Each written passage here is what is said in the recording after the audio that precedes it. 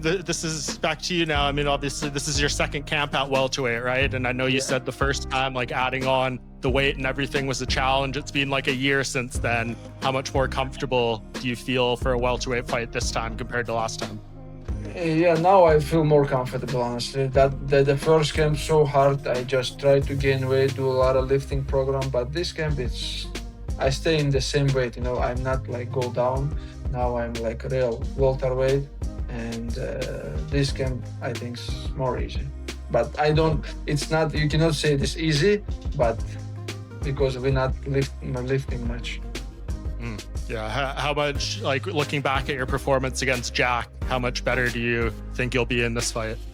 Honestly, I watched the fight with Jack. I don't like this fight, because I want to be just double champ. I just fighting like, just for the win, I don't do some things to finish Jake because I understood I win every round and just want to take the second belt.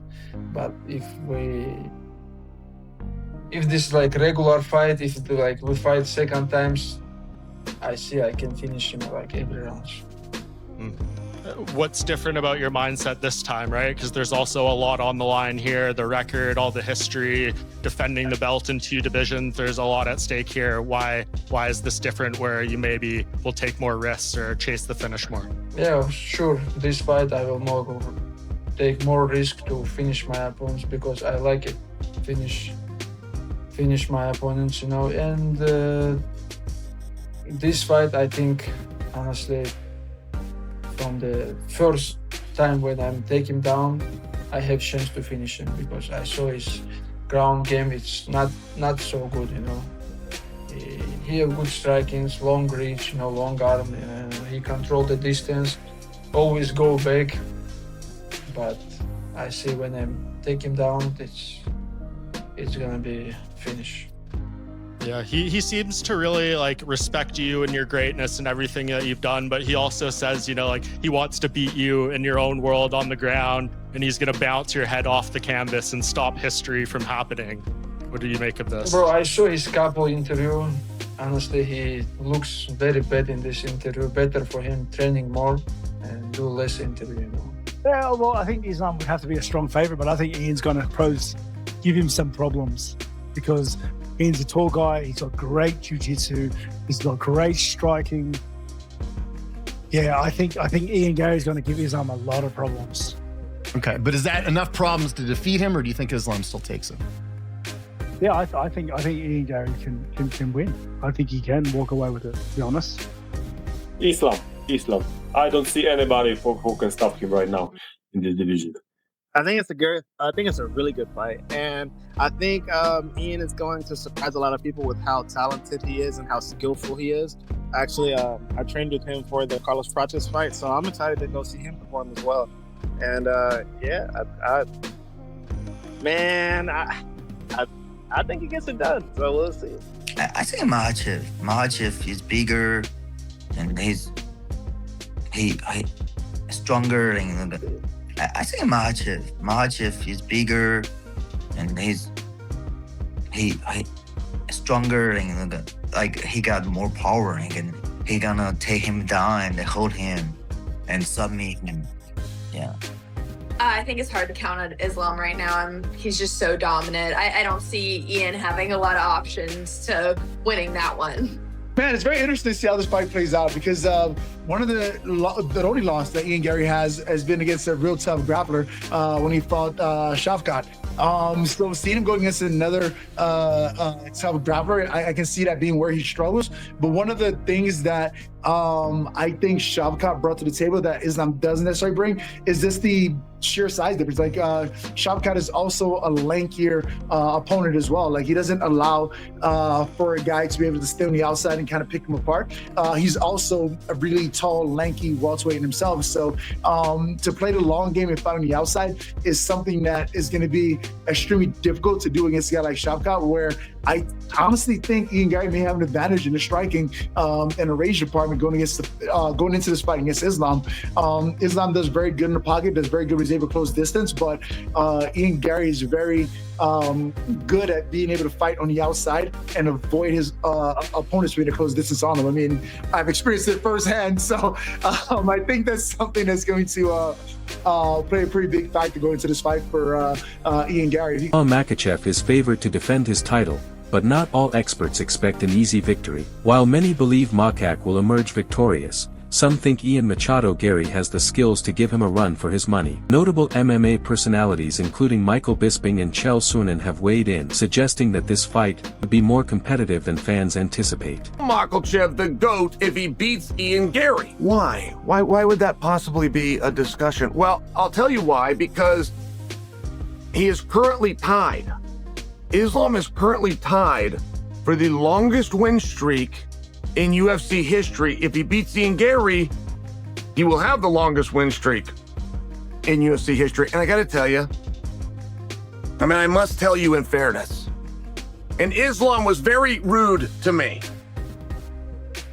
but I still got to tell you, weight classes matter to me. When they started talking about the greatest pound-for-pound fighters of all time, it used to frustrate me, and I go, well, it's between Dan Henderson and Kenny Florian. That's it. And people would push back and say, why would you say that? And I'll say, because Dan Henderson and Kenny Florian are the only two guys in history to change weight classes and succeed. They're the only two guys to actually cover the spread. So instead of sitting around and guessing about who could do what at different weights when they didn't have the courage to even try, let's give it to the two guys that did, and that was my contention. Now, I tell you that because I feel that I must apply that to Islam. Beating Ian Garry or having the longest run in MMA history don't make you the... Islam finishes people. Islam bounce people head off the wall. Islam submit people.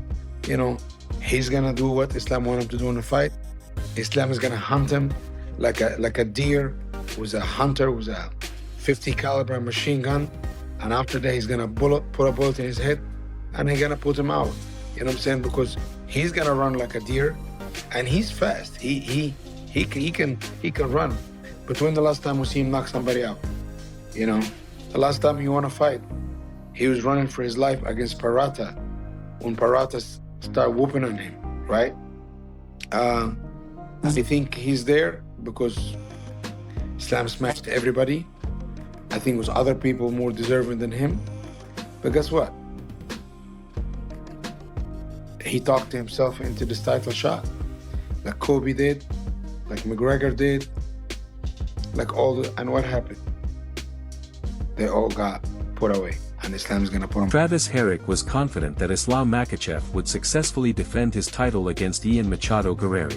Acknowledging that Garry had certain strengths that could allow him to be competitive, Herrick believed Makhachev's experience, championship, music, pedigree, and well-rounded skill set would ultimately give him the edge over the course of 5 rounds. Herrick pointed to Makhachev's undefeated record, his growth as a striker, and his exceptional wrestling abilities, noting that Makhachev typically dictates the pace and location of the fight. Far he's going to go. My opinion is I think he's bordering on close to being the greatest of all time. You know, this win, hopefully we get by this one and then one more. Then I don't know if there's going to be any question on who's the greatest fighter of all time. I think that Islam Makhachev should be considered in that picture, you know, in my opinion. My point exactly, you know, it's kind of hard not to put him in that conversation. Look at all the records he holds. If he wins this one, you know, which we can't say we're going to win 100% because nothing's 100%. Ian Garry is a tough customer, but I feel we're going to win, and I feel Islam's going to dominate. But when that happens, like I'm expecting he's going to be in that picture. Everybody's going to be saying that about him, and they should, rightfully so. He would have proven it, you know, by his performance on August 15th. He's going to prove it. Yeah, I just think that Islam, as good as he's looked, I don't know if we'll see a finish in this one. I mentioned it off the top. Ian Garry is the biggest fighter that Islam's fought in his career. So I do wonder how he's going to deal with that height and reach advantage for Garry. So it might take him a little bit too. That's another reason why I'm not leaning a quick finish in this one, because Gary's going to be pretty tough to figure out as far as the height and reach and all that. I will argue too that Garry really hasn't fought a lot of wrestlers / grapplers. Obviously, Bilal's known for his wrestling and grappling. Shavkat's known a bit for that too. But like, you know, Bilal is like a much older version of Islam and obviously not as skilled in my opinion. So, you know, Garry didn't seem to have any problems with that. And Shavkat, you know, again, I thought Garry looked good in that fight. Shavkat, you know, he caught him at a time when I know Shavkat was injured in that fight, but seemed to hold his own okay and ended up losing a decision in that one. Shavkat couldn't finish Garry either. So that's another reason why I think Garry could potentially dismissed the notion that Islam Makhachev's grappling would be neutralized by Gary's height, reach, music, and movement abilities. He pointed to a similar argument made before Makhachev's bout with Jack Della Maddalena, music, where it was assumed the larger welterweight would counter Islam's grappling. However, Eric noted that this concern proved unfounded at the time. He believed the same would hold true in this case, suggesting Garry might withstand a few initial takedowns, but ultimately Islam's grappling would prevail.